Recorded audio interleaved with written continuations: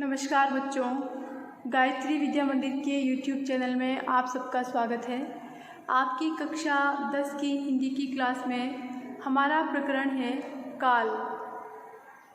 इसके पिछले वीडियो में हमने पढ़ा वर्तमान काल और उसके भेद, जिसमें हमने वर्तमान काल के दो भेद पढ़े, सामान्य वर्तमान तथा अपूर्ण या तात्कालिक वर्तमान। आज हम पढ़ते हैं वर्तमान काल का तीसरा, चौथा और पांचवा भेद, पूर्ण वर्तमान काल, संदिग्ध वर्तमान काल और संभाव्य वर्तमान काल। तो आइए हम पहले बात करते हैं पूर्ण वर्तमान काल की। तो देखिए, पूर्ण वर्तमान काल में क्या होता है। पूर्ण वर्तमान यानी कि इससे ये बोध होता है कि काम वर्तमान में जारी नहीं है, कार्य वर्तमान में जारी नहीं है। तो ये जो पूर्ण वर्तमान काल है, ये कुछ व्याकरणवेत्ता इसको अंग्रेजी व्याकरण के अनुकरण से हिंदी में भी मानते हैं, इसको पूर्ण वर्तमान काल के रूप में। जैसे अंग्रेजी में प्रेजेंट परफेक्ट के नाम से है, और ये जो अंग्रेजी में प्रेजेंट परफेक्ट के नाम से मान्य है, इसको पूर्ण वर्तमान के रूप में हिंदी में भी अपना लिया गया है। किंतु कुछ विद्वान आज भी पूर्ण वर्तमान काल को स्वीकार नहीं करते हैं। तो देखें, हम कुछ उदाहरण की बात करते हैं। जैसे वह चला गया है, पूर्ण वर्तमान काल, यानी कि ये बोध हो कि काम वर्तमान में जारी नहीं है। जैसे वह चला गया है, वह चला गया है, उसने भोजन कर लिया है, उसने भोजन कर लिया है, घड़ा पानी से भर गया है। तो वर्तमान में ये क्रियाएं जारी नहीं है, यानी कि कार्य पूर्ण हो चुका है। तो देखिए, यहाँ पर चला गया है, कर लिया है और पानी से भर गया है। तो भर गया है, चला गया है, कर लिया है और भर गया है, ये पूर्ण वर्तमान काल की क्रियाएं मानी गई है। तो इसमें जो सहायक क्रियाएं हैं, सहायक क्रियाएं है और हूँ, ये वर्तमान काल की क्रियाएं हैं। लेकिन फिर भी ये क्रियाएं हमें किसका एहसास कराती है, ये वाक्य हमें किसका बोध कराता है, आसन्न भूत का। किसका? आसन्न भूत, यानी कि निकट में ये कार्य भूतकाल में अभी भी कार्य संपन्न होकर के रहा है।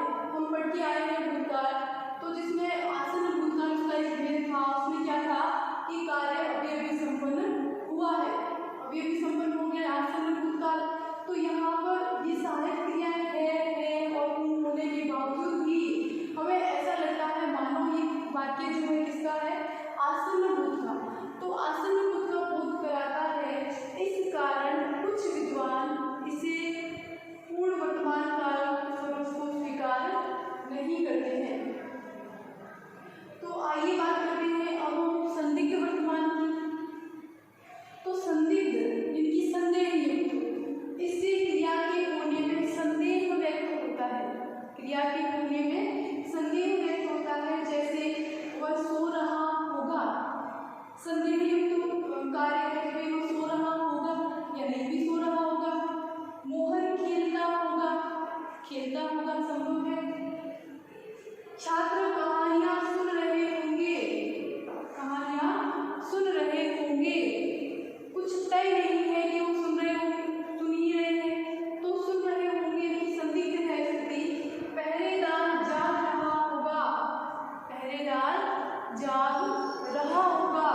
तो ये जो है संदिग्ध वर्तमान की क्रिया होती है, यानी कि क्रिया के होने में संदेह व्यक्त होता है, तो संदिग्ध वर्तमान की क्रिया कहलाती है। अब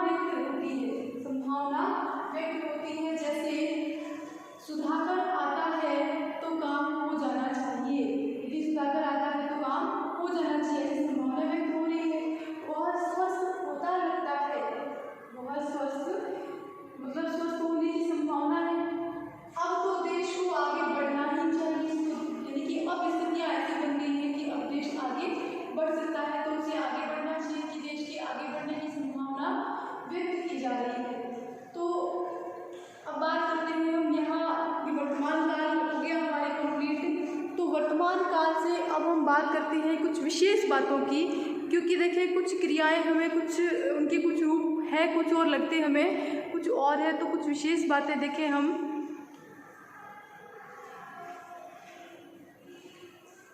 तो कभी कभी क्या होता है कि सामान्य वर्तमान की क्रियाएं जो होती है उनमें सामान्य वर्तमान की क्रियाओं से स्वभाव, अभ्यास, ये जो है वो भूतकालिक वर्तमान का भी बोध होता है। जैसे पिताजी नित्य सवेरे टहलने जाते हैं, प्रातः काल होते ही पक्षी बोलने लगते हैं, गांधी जी कहते हैं अहिंसा महान धर्म है, श्री कृष्ण अर्जुन से कहते हैं। तो इनसे क्या होता है, भूतकालिक वर्तमान का बोध होता है।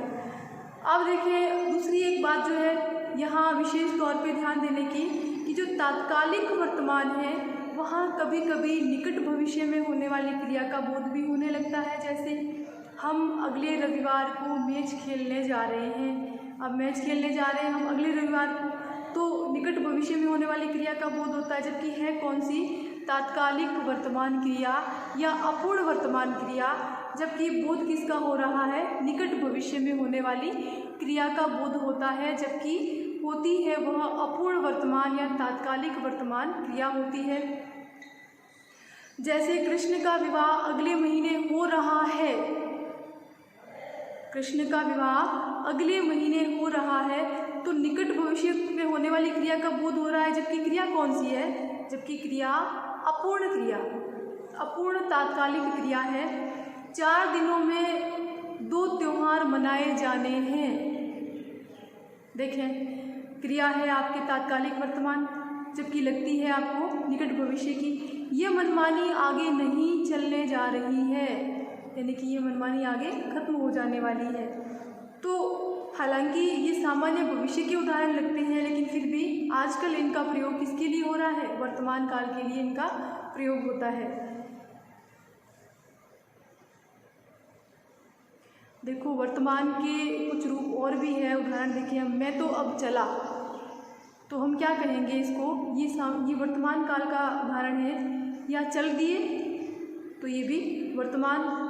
मुझे अभी बाजार भी जाना है, ये भविष्य का नहीं, ये वर्तमान का उदाहरण इस रूप में लिया जाता है। चलते रहो और देखो वह खिसका, तो ये सब क्या है, ये सब वर्तमान काल के रूप है।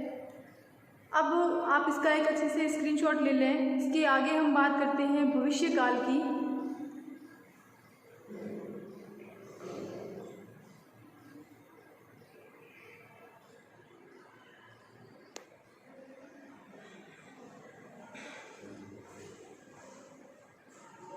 काल का तीसरा रूप भविष्य काल में आने वाले समय का बोध, किसका, आने वाले समय का बोध होता है। जैसे इसके क्रिया चिन्ह होते हैं गा,